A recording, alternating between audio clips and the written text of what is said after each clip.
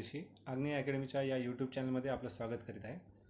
आपण मागच्या लेक्चरमध्ये प्रिॲम्बल ऑफ द कॉन्स्टिट्यूशन म्हणजे भारतीय राज्यघटनेचा सारनामा याबद्दल माहिती बघितली होती. ह्या लेक्चरमध्ये आपण salient features of the Indian constitution म्हणजे भारतीय राज्यघटनेची ठळक वैशिष्ट्ये या लेसनबद्दल बघणार आहोत. हे लेक्चर बायलिंग्वल वेने म्हणजे इंग्रजी आणि मराठी दोन्ही माध्यमातून पुढे जाईल. माझं असं म्हणणं आहे की 200% जर अभ्यास केला तर 100% अभ्यास पक्का लक्षात राहील. चला तर मग भारतीय राज्यघटनेची ठळक वैशिष्ट्ये पाहू. It is lengthiest written constitution of the world. ह्या जगातल्या 60 कॉन्स्टिट्यूशनचा अभ्यास करून आपल्या भारताचं कॉन्स्टिट्यूशन बनवण्यात आलं आहे. It is not a mere copy paste document but it is a lengthiest document because of its diversity. भारताच्या विविधतेमुळे इतक्या भाषा, इतके कल्चर्स, ह्या सर्व गोष्टींचा समन्वय साधण्यासाठी भारतीय राज्यघटना ही इतकी मोठी म्हणजे 395 प्लस आर्टिकल होते, आता 465पेक्षाही जास्त, आणि ते दिवसेंदिवस वाढत आहेत असे. त्यामुळे ही लेंदीएस्ट कॉन्स्टिट्यूशन झालेली आहे. आर्टिकल ॲक्च्युली 395च असतात, पण यामध्ये जसं 21A, 35A, 31C असे आर्टिकल्स ABC वगैरे त्यात ॲड करून त्याची लेंथ वाढत गेलेली आहे. भारतीय राज्यघटनेच्या या लेंथ मागे सोर्सेस पण आहेत. खूप सारे सोर्सेसमधून आपण यावरती एक सेपरेट लेसन बनवू. सोर्सेस इतके आहेत की कॅनडाकडून आपण काही गोष्टी घेतल्यात, अमेरिकेकडून काही घेतल्यात, रशियन कॉन्स्टिट्यूशनकडून काही घेतल्यात. या बेसिक गोष्टी ज्या आहेत, इट इज कोणतेही कॉन्स्टिट्यूशन बनवताना ह्या बेसिक गोष्टी येणारच झाल्या आहेत. मग त्या बॉरोईंगमध्ये काही शेम नाही आहे. म्हणजे एखाद्याकडून चांगली गोष्ट घेणं हे काही वाईट फीचर नाही आहे. ठीक आहे. तर B.R. आंबेडकरने असं सांगितलं की it does not cause for any plagiarism because there are no patent right for the fundamental values of constitution. म्हणजे कोणी पेटंट नाही करून ठेवलं की ह्या बेसिक व्हॅल्यूज आहेत आणि त्या चांगल्या आहेत आणि त्या घेतल्याही पाहिजेत. म्हणून त्या इतर देशांकडून जे जे चांगल्या आणि suitable to our condition, not merely copying but आपल्या सिच्युएशनला ज्या ठीक राहतील अशाच कॉन्स्टिट्यूशनमध्ये आपण बाबी घेतल्या आहेत. उगाच आपण घेऊन आपल्या कॉन्स्टिट्यूशनमध्ये ॲड नाही केलेले आहे. बघा आपल्या कॉन्स्टिट्यूशनमध्ये काय काय आहे. 8 शेड्यूल होते. शेड्यूल म्हणजे अनुसूची, परिशिष्ट. मराठीमध्ये शेड्यूलला परिशिष्ट म्हणतात. 8 शेड्यूल होते. 8 शेड्यूलचे 4 शेड्यूल नंतर ॲड केले. इतर विविध कॉन्स्टिट्यूशनल अमेंडमेंट्स म्हणजे घटनादुरुस्तीनुसार हे 4 अनुसूची किंवा परिशिष्ट ॲड करण्यात आलेले आहेत. 22 पार्ट्स होते, भाग होते 22. त्याच्यात अजून 4 ॲड केले आणि 1 काढून टाकला होता पार्ट. तर अशा प्रकारे आपल्याकडे आता 25 पार्ट्स पण झालेले आहेत. तर एवढी लेंथ आहे. कॉन्स्टिट्यूशन खूप एक वास्ट डॉक्युमेंट आहे. एक एक शब्द 11 रिडिंग्स करण्यात आल्या, इतके सेशन्स घेतले आणि प्रत्येक कन्सेप्टवरती आपण डिबेट घेतले आहेत. त्यानंतर आपल्या लक्षात आलं की फ्युचर पर्स्पेक्टिव्हनं ह्या गोष्टी ओके राहतील किंवा नाही हे आत्ताच सांगणं ठीक नाही. जसं सायबर लॉज वगैरे नंतर ह्या गोष्टी इव्हॉल्व्ह झाल्या. तर कॉन्स्टिट्यूशनमध्ये रिजिडिटी आणि फ्लेक्झिबिलिटी या नावाचा घटक पाहिजे. म्हणजे ती इतकी फर्म पाहिजे की काही बेसिक गोष्टी त्या बेसिक राहिल्या पाहिजेत, पण काही गोष्टी नवीन गोष्टी येण्यासाठी सुद्धा त्यामध्ये जागा पाहिजे. तर दृढता आणि लवचिकता हे जे फीचर आहे आपल्या कॉन्स्टिट्यूशनचं, हे एक युनिक फीचर आहे. आणि याचं वैशिष्ट्य असं आहे की आता बघा, अमेंडमेंट जर करायची कॉन्स्टिट्यूशनमध्ये तर सहजासहजी करता येत नाही. पण जर काही गोष्ट नवीन टाकायची आहे आणि इट इज म्हणजे आपल्या बेसिक स्ट्रक्चरला जर त्या गोष्टी काही बाधा आणत नसतील तर आपण ते करू शकतो. तर याच्यामध्ये मेजॉरिटीचा प्रश्न येतो, बहुमताचा प्रश्न. म्हणजे संविधानाला जर घटनादुरुस्ती जर करायची आपल्याला तर आपल्याला काय करावं लागेल, त्यामध्ये अमेंडमेंट करावं लागेल ना. अमेंडमेंट इज सिम्पल मेजॉरिटीनं किंवा स्पेशल मेजॉरिटीनं पण करता येते. ह्या 2-3 वेज आहेत. तर सिम्पल मेजॉरिटीमध्ये 50%च्या वरती जर स्ट्रेंथ असेल तर त्याला सिम्पल मेजॉरिटी म्हणण्यात येतं. म्हणजे संसदेमध्ये एखादा सभागृह आहे, समजा लोकसभा आहे, तर लोकसभेच्या स्ट्रेंथच्या 50%पेक्षा जास्त जर लोकांनी त्याच्या बाजूने सहमती दर्शवली तर त्याला म्हणायचं साधं बहुमत, सिम्पल मेजॉरिटी. बट विशेष बहुमत म्हणजे स्पेशल मेजॉरिटीनं जर पाहिजे एखाद्या गोष्टीला, ह्या संविधानामधले असे काही चांगले वैशिष्ट्य आहेत ज्याला अमेंड नाही करता येत लवकर, तर त्यासाठी स्पेशल मेजॉरिटी लागते. स्पेशल म्हणजे काय, तर 2/3 अँड वोटिंग अँड प्रेझेंट. म्हणजे 2/3 लोक ज्या त्या सभागृहामधले प्रेझेंट आणि वोटिंग असे दोन्ही पण, तर ते स्पेशल मेजॉरिटीमध्ये येईल. ओके, तर काही गोष्टी साध्या बहुमताने होतात पारित. आर्टिकल 368 लक्षात ठेवायचं, 368. जम्मू काश्मीरचं नाव बदलून काही भागाचं नाव लडाख ठेवलं, डिव्हिजन केले, यासाठी काही अमेंडमेंटची गरज नाही पडली. बट 31C वगैरे इतर गोष्टी बदलण्यासाठी अमेंडमेंटची गरज लागली त्यांना. ठीक आहे. दुसरं फीचर आहे आपल्याकडे संघराज्यीय आणि एकता दर्शवणारे. आता संघराज्य हे शब्द फार महत्त्वाचा आहे. आर्टिकल 1 पासून सुरुवात करायची. कॉन्स्टिट्यूशन वाचताना पहिलं आर्टिकल पण फार महत्त्वाचं आहे. आता पहिलं आर्टिकल विचारल्यानंतर नेमकं काय, India that is Bharat shall be the union of state. म्हणजे इंडिया म्हणजेच भारत हा एक राज्यांचा संघ असेल. पण इथं शब्द काय आला, संघराज्य. राज्यांचा संघ आणि संघराज्य यामध्ये खूप मोठा फरक आहे. तर आपल्याकडे हा फेडरल जो शब्द आहे, संघराज्य हा शब्द नाहीच आहे कॉन्स्टिट्यूशनमध्ये. आपल्याकडे राज्यांचा संघ असा शब्द आहे. तर फेडरेशन इज अ फॉर्म जो आपण ॲडॉप्ट केलेला आहे, कोणाकडून तरी घेतलेला आहे. की फेडरेशन काय, तर एक सेंटर असेल आणि त्याला जोडलेले स्टेट्स असतील. ओके, हे स्टेट्स आहे, तर हे फेडरेशन आहे. तर हे फेडरेशन दर्शवणाऱ्या काही गोष्टी आहेत आणि एकात्मता म्हणजे किंवा युनिटरी फीचर्स आहेत. एकात्मिक अशी ठळक वैशिष्ट्ये आहेत, ते दाखवणाऱ्या काही बाबी आहेत. तर रिटन कॉन्स्टिट्यूशन, रिजिड कॉन्स्टिट्यूशन म्हणजे लिखित संविधान असेल आणि रिजिड म्हणजे दृढ असेल, तर ते कोणतं फीचर आहे, फेडरल फीचर आहे. आणि सिंगल कॉन्स्टिट्यूशन, एकच संविधान असेल पूर्ण देशात, तर ते काय, एकता दर्शवणारं फीचर आहे. That is unitary feature of the constitution. आपण युनिटरी बघून घेऊ आधी. ऑल इंडिया सर्व्हिसेस आहेत, जसं IAS IPS हे ऑल इंडिया सर्व्हिसेस आहे. इंटिग्रल ज्युडिशरी, एकात्मिक न्यायव्यवस्था, म्हणजे हायकोर्ट आहे, सुप्रीम कोर्ट आहे, हे एकत्र आहे. म्हणजे एका कोर्ट, सुप्रीम कोर्टचे डिसिजन्स हे हायकोर्टमध्ये as a court of record म्हटलं जातं त्याला, म्हणजे त्याचे रेकॉर्ड्स इकडे चालतील. ठीक आहे. Integral judiciary. Appointment of governor by centre, केंद्राकडे म्हणजे strong power to the centre, केंद्राकडे राज्यपालांच्या नियुक्तींचे अधिकार किंवा राज्यपालांची नियुक्ती केंद्राकडून जी केली जाते, ते सुद्धा एक आपलं युनिटरी फीचर आहे. Emergency power. आता फेडरल स्ट्रक्चर जे आहे, संघराज्य जसं तुम्हाला सांगितलं स्ट्रक्चर, सेंटर आणि नंतर बाकीचे स्टेट्स, तर हे स्ट्रक्चर युनिटरीमध्ये बदललं जातं. म्हणजे सबंध देश हा एका स्ट्रक्चरमध्ये विणला जातो. कधी, आणीबाणीच्या वेळेस, एमर्जन्सीच्या काळामध्ये, आणि ते सगळं युनिटरी स्वरूप धारण करतो. तर हे किती सुंदर फीचर आहे बघा.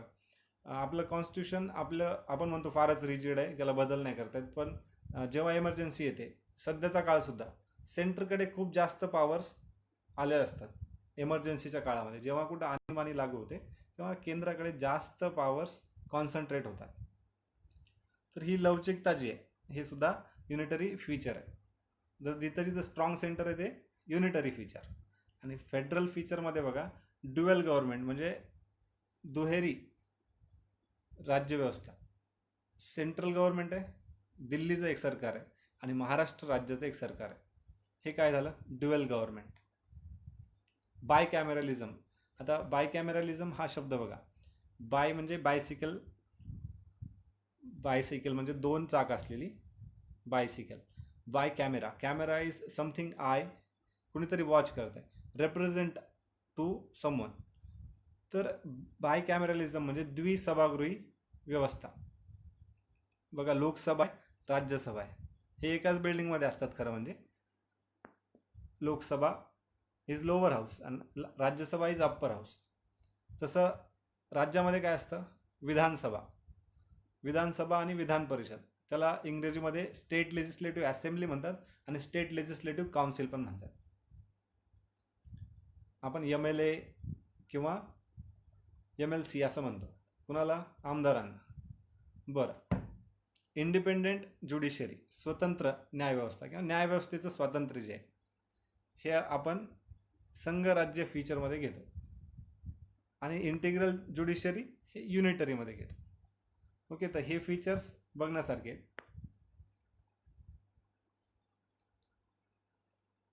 संसदीय व्यवस्था हे दुसरं फीचर आहे. संसदीय व्यवस्था, आपण parliamentary form of government opt केलेला आहे. आपण प्रेसिडेन्शियल फॉर्म नाही, जसं अमेरिकेमध्ये कसं डोनाल्ड ट्रम्प आहेत, प्रेसिडेंट आहेत. It is presidential form of government. But आपलं कसं आहे, संसदीय कार्यप्रणाली आहे, संसदीय व्यवस्था आहे. यामध्ये काय असतं, हे ब्रिटिशांकडून आपण घेतलेलं आहे. यामध्ये असतं की हेड जो असतो तो PM ची लिडरशिप चालते आपल्यामध्ये, प्रेसिडेंटची नाही. म्हणजे presence of nominal and real executive, म्हणजे एक नाममात्र असतो आणि एक वास्तविक असा प्रमुख असतो. जसं प्रेसिडेंट आहे आपल्याकडे, म्हणजे मेन पोर्टफोलिओज हे सगळे प्राईम मिनिस्टरकडे ठेवण्यात येतात, किंवा प्राईम मिनिस्टरची लिडरशिप असते. Prime minister is real executive. वास्तविक प्रमुख कोण झाला, प्राईम मिनिस्टर. आणि नाममात्र प्रमुख कोण झाला, तर प्रेसिडेंट ऑफ इंडिया, म्हणजे राष्ट्रपती हा नाममात्र झाला. तर हा प्रेझेन्स जो आहे, तर हे पार्लमेंटरी ब्रिटिश सिस्टममध्ये येतं. Cabinet form of government, cabinet is closest friends of prime minister. Again cabinet हा शब्द आहे का नाही कॉन्स्टिट्यूशनमध्ये, हा तुमचा प्रश्न, आपण शोधायला पाहिजे. कॅबिनेट हा शब्द कॉन्स्टिट्यूशनमध्ये आहे का नाही. बरं, कॅबिनेट म्हणजे काय, तर पंतप्रधानाच्या जवळचे सर्कल, जसं ज्याच्याकडे होम मिनिस्ट्री असते, डिफेन्स असते, फॉरेन मिनिस्ट्री असते, हे सगळे PM वगैरे, तर यातले जे मिनिस्टर्स आहेत हे सगळे close to the prime minister असतात. त्याला आपण कॅबिनेट फॉर्म ऑफ गव्हर्नमेंट म्हणतो. हे जे पार्लमेंटरी मॉडेल आहे, हे याला वेस्टमिन्स्टर मॉडेलसुद्धा म्हटलं जातं, वेस्टमिन्स्टर मॉडेल. आता नेक्स्ट टर्म आहे रिस्पॉन्सिबल गव्हर्नमेंट. तर वाय रिस्पॉन्सिबल गव्हर्नमेंट, बिकॉज जर एखाद्या पॉलिसीज आहेत गव्हर्नमेंटच्या पॉलिसीज, ह्या पॉलिसीजसाठी हे सगळं सरकार उत्तरदायी असतं. कुणाला, विरोधी पक्ष असतात, आणि त्यामध्ये टीकाकारसुद्धा असतात, क्रिटिक्स पण असतात. तर यांना उत्तर द्यावं लागतं as a representative of the people, आणि डिसिजन मेकर जे असतात त्यांना उत्तर द्यावं लागतं. आपण नॉमिनल आणि रिअल एक्झिक्युटिव्ह पाहिलं, कॅबिनेट फॉर्म पाहिलं. मेजॉरिटी पार्टी रूल, बहुमताचं सरकार असतं. म्हणजे ऑन फ्लोर टेस्ट जी होते त्यामध्ये बहुमत ज्या पार्टीच्या बाजूने असेल किंवा ज्या अलायन्सच्या बाजूने असेल, अलायन्स म्हणजे काय, तर एकत्रित ज्या पार्ट्या येतात 3-4 पार्टी, तर यांचं जे बहुमत सिद्ध होतं त्यांचं सरकार बनतं, किंवा तेच सत्ता उपभोगतात, किंवा आपली सेवक असतात, असं म्हणायला काही हरकत नाही. डिझॉल्युशन ऑफ लोअर हाऊस, आता तुम्हाला सांगितलं संसदेमध्ये असे 2 हाऊसेस असतात वरती. ती बिल्डिंग पाहिली असेल तुम्ही, खूप मोठी अशी गोल आकाराची. तर वरती जे सभागृह असतं ते राज्यसभा असतं, आणि खाली जे असतं ते लोकसभा असतं. तर आपण लक्षात ठेवण्यासाठी असं ठेवू शकतो, हे lower houses Lok Sabha, upper houses Rajya Sabha. तर डिझॉल्युशन ऑफ लोअर हाऊस म्हणजे ब्रिटिशच्या सिस्टमच्या रेफरन्सने आपण बोलतोय.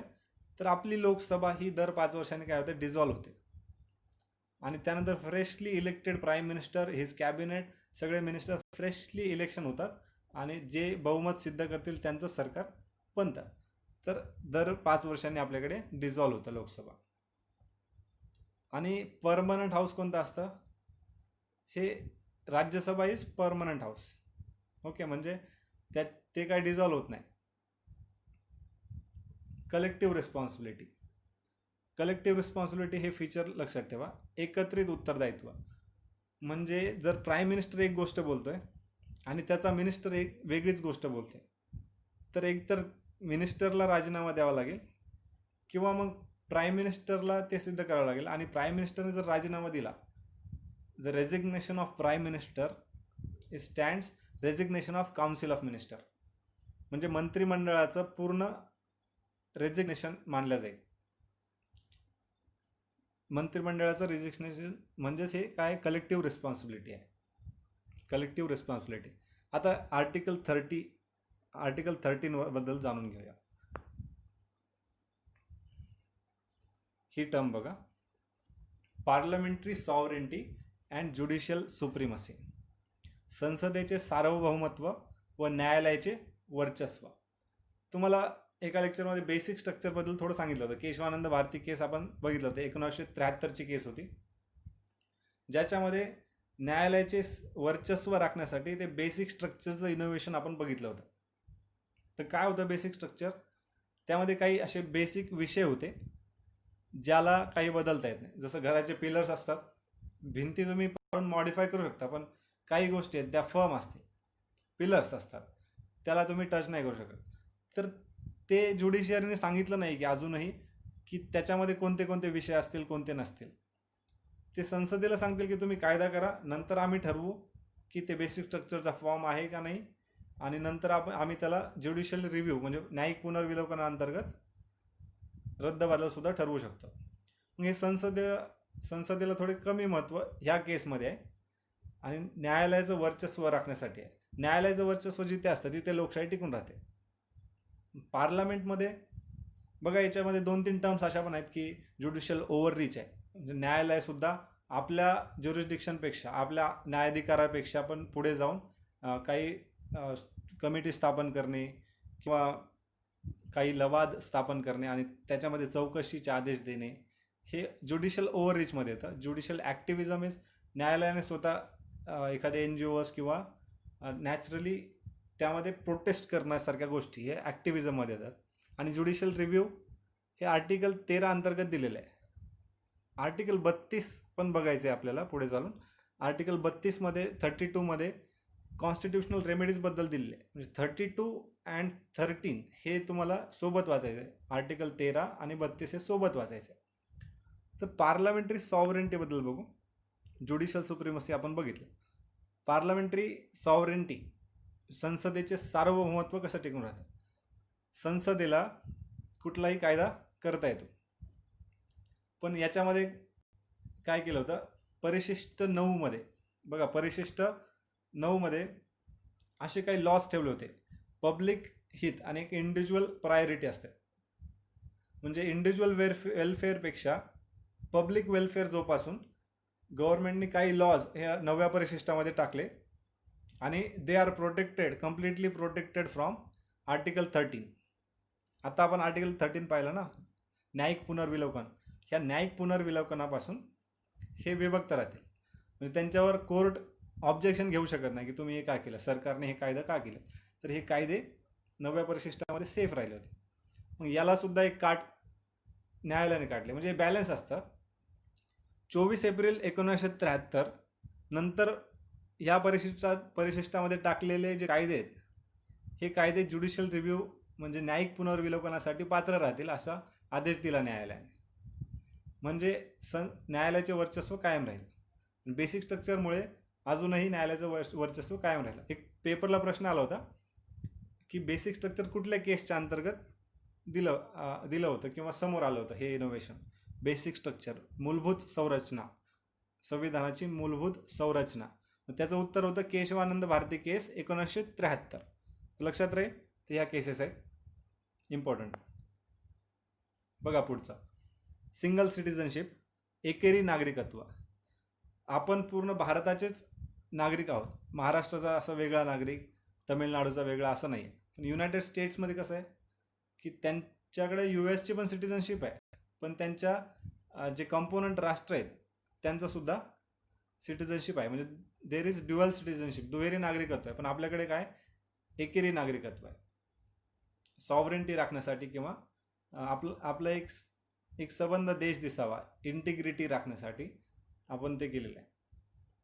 Dual polity eight single citizenship. आपल्याकडे 2 सरकार आहेत, केंद्र सरकार आहे, राज्य सरकार आहे, पण तरी पण एकच सिटिझनशिप आहे आपल्याकडे. तर हा प्रयत्न कशासाठी होता, इंटिग्रिटी वगैरे राखण्यासाठी. पण तरीसुद्धा आपल्याकडे धार्मिक दंगे होतात, अजून एथनिक क्लॅशेस होतात, जातीय दंगे होतात. तर जे पर्पज आहे, कॉन्स्टिट्यूशन मेकरचं जे पर्पज आहे ते अजूनही अकम्प्लिश होताना दिसत नाही आहे. तर यासाठी प्रयत्न केले पाहिजेत. ठीक आहे. नेक्स्ट बघू आपण आणीबाणीच्या तरतुदी.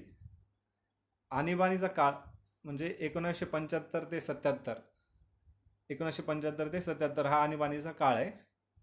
तर आणीबाणी कुठल्या प्रकारचे असतात, आपण मगाशी बघितलं फेडरल आणि युनिटरी फीचरमध्ये. फेडरल स्ट्रक्चर जे आहे म्हणजे सेंटर आणि नंतर स्टेट्स, हे स्ट्रक्चर सगळं युनिटरीमध्ये कन्वर्ट होतं, एकात्मिक किंवा एकत्रित असं एक इंटिग्रेटेड स्ट्रक्चर तयार होतं. आणि सेंटरकडे सगळ्या पॉवर्स जातात. सेंटरकडे जर राज्य सरकारच्या बाबतीत असेल तर या सगळ्या पॉवर्स कॉन्सन्ट्रेट होतात. राज्यपाल म्हणजे गव्हर्नरकडे कॉन्सन्ट्रेट होतात, अधिकार दिले जातात. तर आर्टिकल 352 लक्षात ठेवायचं. National emergency on grounds of external aggression, armed rebellion, ह्या बेसिसवरतीच तुम्हाला नॅशनल इमर्जन्सी लावता येते. हे इन डिटेल आपण आणीबाणीच्या वेळेस बघू.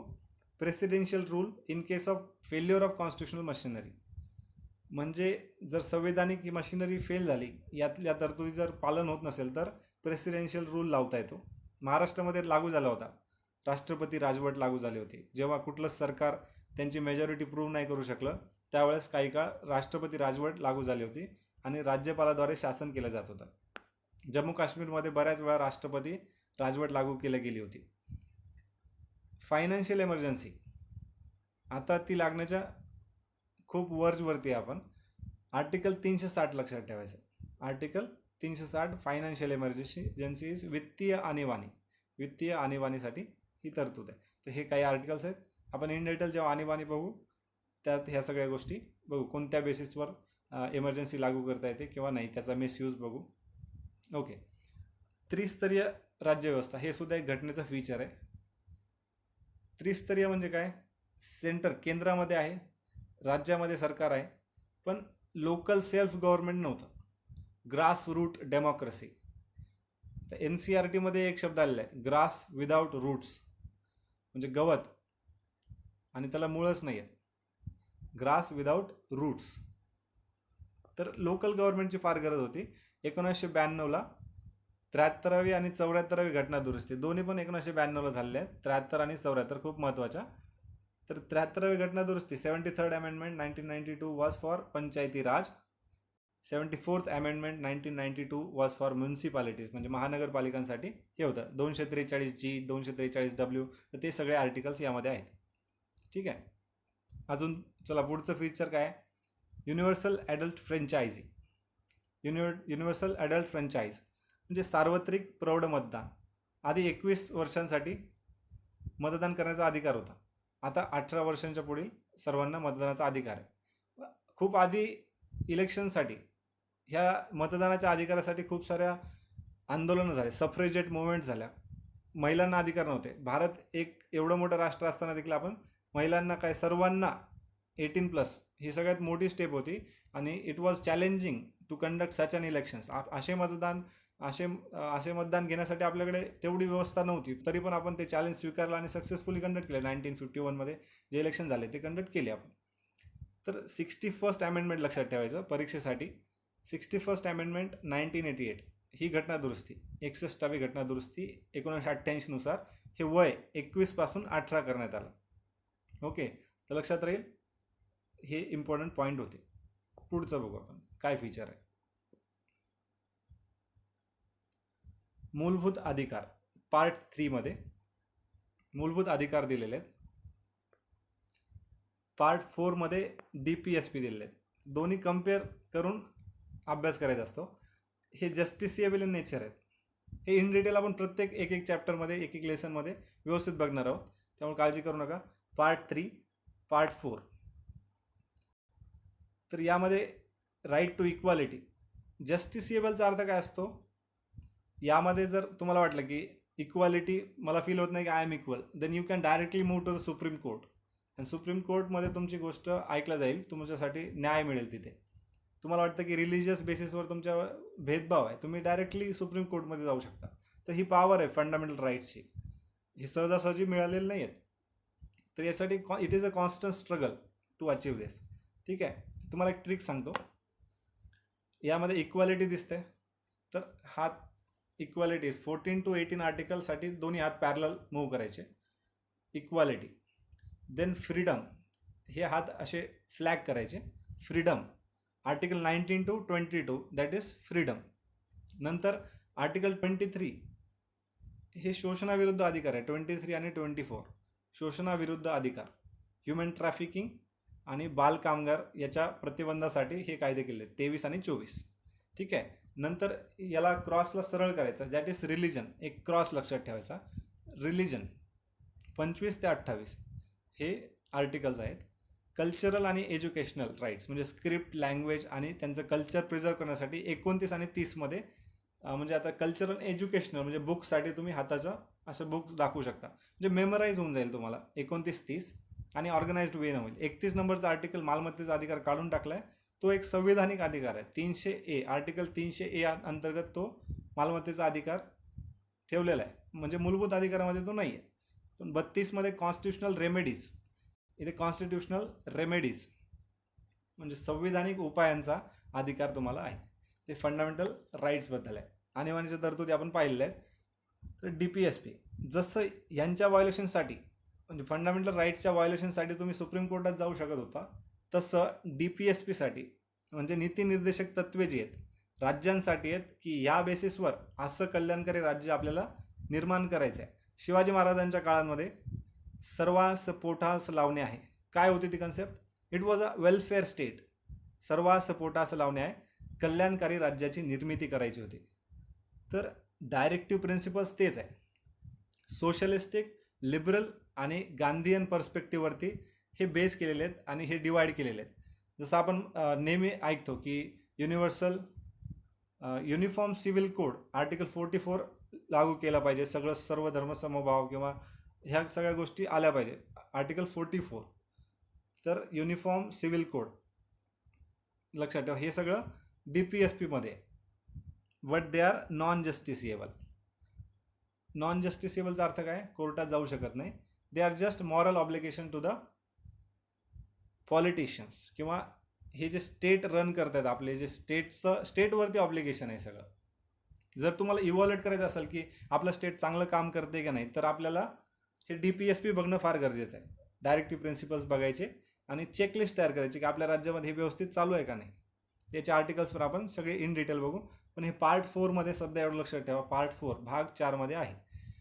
वेलफेअर स्टेट बघितलं, कल्याणकारी राज्याची निर्मिती. Social and economic democracy. Social economic डेमोक्रेसीच्या लक्षाच्या मागं आपल्याला जायचं आहे आणि हे अचीव करण्यासाठी आपण हे नीती निर्देशक तत्वांकडे वळतो. मिनर्वा केस, आता तुम्हाला सांगितलं होतं फंडामेंटल राईट्स आणि DPSP हे दोनला आपण कम्पेअर करून अभ्यास करायचा होता. तर मिनर्वा मिल्स केस याच्याशी रिलेटेड आहे. 1980मध्ये ही केस होती. या जजमेंटमध्ये सांगितलं होतं की there should be a balance between fundamental rights and directive principles. मूलभूत अधिकार आणि नीती निर्देशक तत्वे यामध्ये एक बॅलन्स असलं पाहिजे. बरं, फंडामेंटल ड्युटीज बद्दल जाऊ. पार्ट 4मध्ये नंतर 1976ला 42वी घटना दुरुस्ती 1976, ज्याला आपण मिनी कॉन्स्टिट्यूशन म्हणतो असं म्हटलं तर ते लक्षात राहील. एक छोटं संविधान बनवलं होतं एक सेपरेट इंदिरा गांधीच्या काळामध्ये. 1976मध्ये 42वी घटना दुरुस्ती झाली. 4थ्या पार्टमध्ये एक A नावाचा पार्ट ॲड केला आणि याचं जे 51वा आर्टिकल आहे तुम्हाला सांगितलं होतं, आर्टिकल नवीन ॲड नाही केलं पण त्यामध्येच 51A हा आर्टिकल त्याला जोडला गेला. आणि मूलभूत कर्तव्य, तर 11 मूलभूत कर्तव्य दिलेले आहेत. जसं to respect the national flag, to cherish the noble ideals that inspired freedom struggle. जसं त्यात वंदे मातरम पण येतं. ज्या कॉन्ट्रोवर्सीज आहेत त्या सगळ्या गोष्टी तुम्हाला संविधानामध्ये सापडतील. संविधानाचा जय जयकार करण्यापेक्षा आपल्या ह्या जर गोष्टी पाहिल्या तर खूप सारा एक डोळे चांगले म्हणजे बघायला तुम्हाला एक ग्रेटर परसेप्शन येईल. ठीक आहे. They are also non justiciable म्हणजे तुम्ही कोर्टात जाऊ शकत नाही एखादी फंडामेंटल ड्युटीसाठी. आणि एक लास्ट K नावाची ड्युटी एज्युकेशनबद्दल ॲड केली होती. It is duty of every parent to give his word good education. Okay, to excel in one's field, to protect the environment, strive for international peace and to safeguard the public property. असे सगळे कलम आहेत. Religious हार्मनीला promote केलं पाहिजे, ब्रदरहूडला promote केलं पाहिजे. हे सगळे फंडामेंटल ड्युटीज आहे. म्हणजे it is responsibility and reminder to citizen. आपल्यासाठी एक रिमाइंडर आहे, हा गजर आहे की तुम्ही जेव्हा फंडामेंटल राईट्स मागता, मूलभूत अधिकारांची गोष्ट करता, त्यावेळेस तुमच्यावरती एक ओनस आहे, एक जबाबदारी आहे तुमच्यावरती की तुम्ही हे कर्तव्यसुद्धा बजावली पाहिजे. म्हणजे राष्ट्रीय चिन्हांचा सुद्धा तुम्ही मान ठेवला पाहिजे. आता शेवटचं हे फेडरेशनच्या शब्दाबद्दल आलो होतो आपण. India that is Bharat shall be the union of state. आता हे पहिलं आर्टिकल आहे, संविधानाचं पहिलं आर्टिकल आहे, युनियन ऑफ स्टेट म्हणजे राज्यांचा संघ आहे, संघ राज्य नव्हे. तर हे फेडरेशन म्हणजे संघ राज्य. हा शब्द संविधानात कुठे सापडणार नाही तुम्हाला, but it is union of state. आणि पुढचं असं आहे की it's territory shall consist of territories of state, territories of केंद्रशासित प्रदेशांच्या युनियन टेरिटरीज आणि territories that shall be acquired in future. म्हणजे राज्यक्षेत्र, याच्या राज्यक्षेत्रामध्ये म्हणजे संघ जे आहे ना, राज्यांचा जो संघ आहे त्याच्या राज्यक्षेत्रामध्ये काय काय समाविष्ट असेल, तर राज्यांचं राज्यक्षेत्र, जे केंद्रशासित प्रदेश आहेत किंवा संघशासित प्रदेश आहेत त्यांचं राज्यक्षेत्र, आणि ज्या भविष्यामध्ये भारतामध्ये समाविष्ट केल्या जाणाऱ्या जे क्षेत्र आहेत त्याचं सुद्धा राज्यक्षेत्र आपल्या टेरिटरीज म्हणजे राज्यक्षेत्रामध्ये इन्व्हॉल्व केलं जाईल. ठीक आहे, तर हे आर्टिकल नंबर 1 पूर्ण आहे. तर कळलं आपलं काय म्हणायचं, राज्यांचा संघ आहे, संघ राज्य म्हणायचं नाही आहे. Federal in spirit but unitary in character. States are not an outcome. Indian union जे आहे,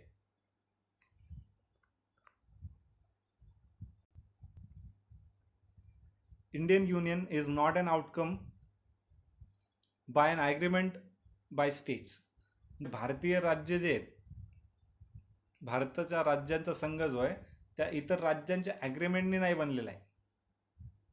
म्हणजे कुठल्याही स्टेटला आपल्यापासून विभक्त होण्याचा राईट नाही आहे.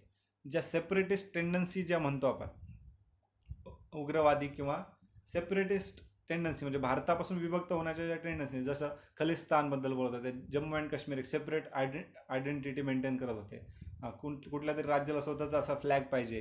तर ह्या सेपरेटिस्ट टेंडन्सीज ज्या आहेत तर तसं अलाउड नाही आपल्याकडे. One nation one flag one constitution. ठीक आहे, तर आपण states do not have any right to secede from Indian union. आता काही स्टेटमेंट आहेत कॉन्स्टिट्यूशनल एक्सपर्ट्सच्या, त्या बघू.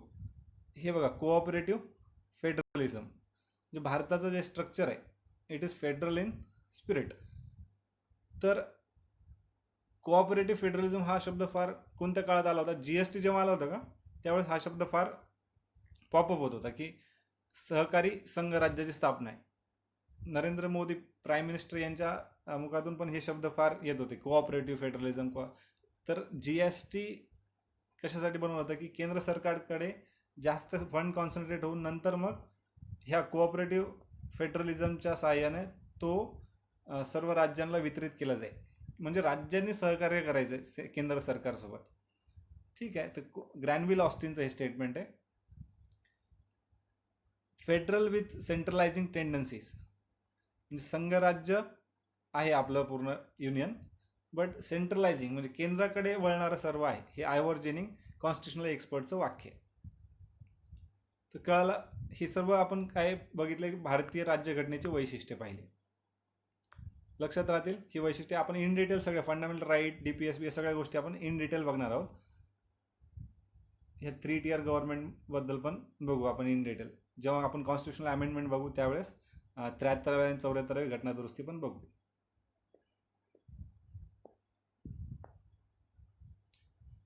ठीक आहे, तर आजच्यासाठी एवढंच. पुढच्या लेसनमध्ये परत भेटू. तोपर्यंत या आग्नेय अकॅडमीच्या यूट्यूब चॅनलला तुम्ही जॉईन व्हा, पूर्ण बघा, परत लेसन्स परत बघा आणि शेअर करत चला. आग्नेय अकॅडमीच्या ह्या टेलिग्राम चॅनलला पण जॉईन व्हा. इथे तुम्हाला ह्या सगळ्या लेक्चरच्या PDF वगैरे अपलोड करून मिळतील. मला अनअकॅडमीला सुद्धा तुम्ही फॉलो करू शकता. unacademy.com/@योगेश परदेशी टाईप करा, तुम्ही फॉलो करू शकता. थँक्यू.